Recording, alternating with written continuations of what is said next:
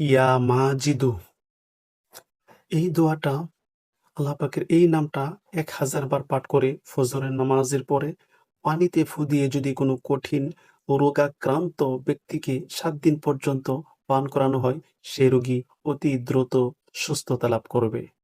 ইয়া ওয়াকিলু, প্রতিদিন ১৯৬ বার এই দোয়াটা যদি আপনি পাঠ করতে পারেন, তাহলে কোনো দুশমন, শক্তিশালী কোনো দুশমন, জিন বলেন, মানুষ বলেন, কেউ আপনার কোনো ক্ষতি করতে পারবে না ইনশাল্লাহ।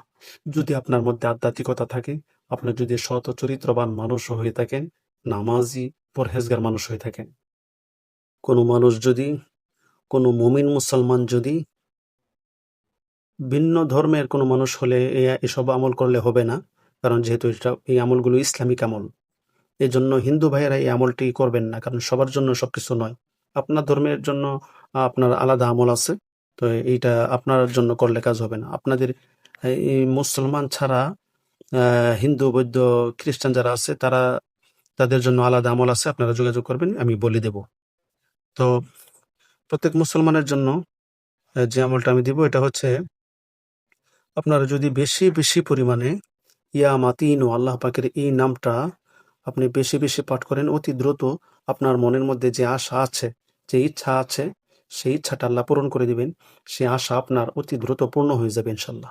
অবশ্যই ভিডিওটি শেয়ার করবেন যদি ভিডিওগুলো আপনার ভালো লেগে থাকে। হ্যাঁ, প্রতিদিন ইয়া ওয়াজিদু বেশি পরিমাণে পাঠ করলে কোনো জালিম আপনার ক্ষতি করতে পারবে না ইনশাল্লাহ।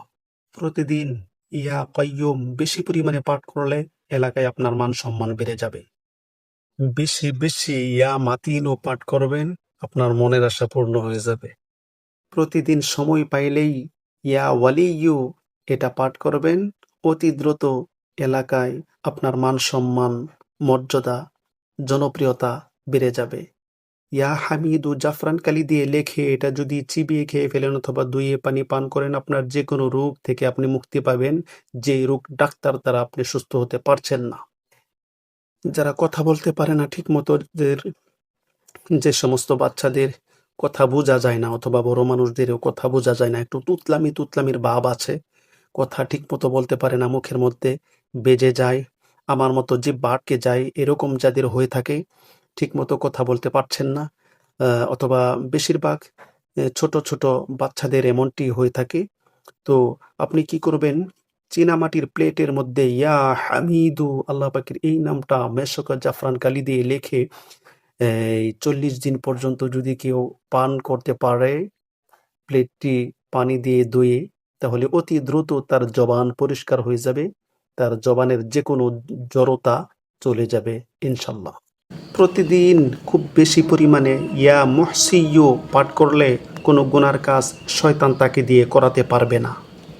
রাত্রে শোয়ার সময়, ঘুমের সময় অজু করে শুইবেন, ঠিক সেই সময় আপনি আয়াতুল কুরসি একবার পাঠ করে বুকের মধ্যে এবং ডানে বামে ফু দিয়ে শুয়ে থাকবেন। সারা রাত আল্লাহ একজন ফেরেশতার মাধ্যমে আপনাকে হেফাজত করবেন।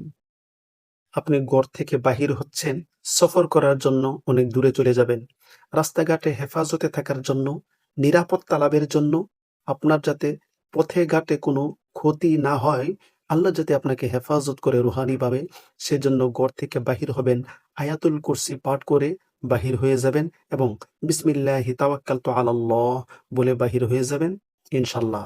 রাস্তাঘাটে আপনার কোনো সমস্যা হবে না, আল্লাহ রাব্বুল আলামিন আপনাকে হেফাজতে রাখবেন। ইয়া মুবদিয়ু বেশি বেশি পাঠ করলে শয়তান কিন্তু আপনাকে ধোঁকা দিতে পারবেন না। হঠাৎ করে যদি আপনার কোনো মূল্যবান জিনিসপত্র চুরি হয়ে যায়, বেশি পরিমাণে ইয়া মুবদিয়ু পাঠ করুন, হারানোর জিনিস পেয়ে যাবেন। আপনার বাড়ি থেকে যদি কোনো মানুষ হারিয়ে যায়, আপনার সন্তানাদিও যদি কেউ হারিয়ে যায় অথবা আপনার চাকর বাকর কেউ যদি হারিয়ে যায়, আপনি প্রতিদিন ১,০০০ বার করে ইয়া মুঈদু এটা পাঠ করুন। ইনশাল্লাহ যে ব্যক্তি হারিয়ে গিয়েছে সে তার নিজের ইচ্ছায় বাড়িতে ফিরে চলে আসবে ইনশাল্লাহ। আপনার শরীরের কোনো জায়গার মধ্যে অতিরিক্ত ব্যথা করলে আপনি কি করবেন, সেই ব্যথার স্থানে হাত দিয়ে অথবা আঙ্গুল রেখে আপনি ইয়া মহিয়ু পাঠ করবেন ৭ বার, পাঠ করে ফু দিবেন ৭টা, ইনশাল্লাহ ব্যথা চলে যাবে।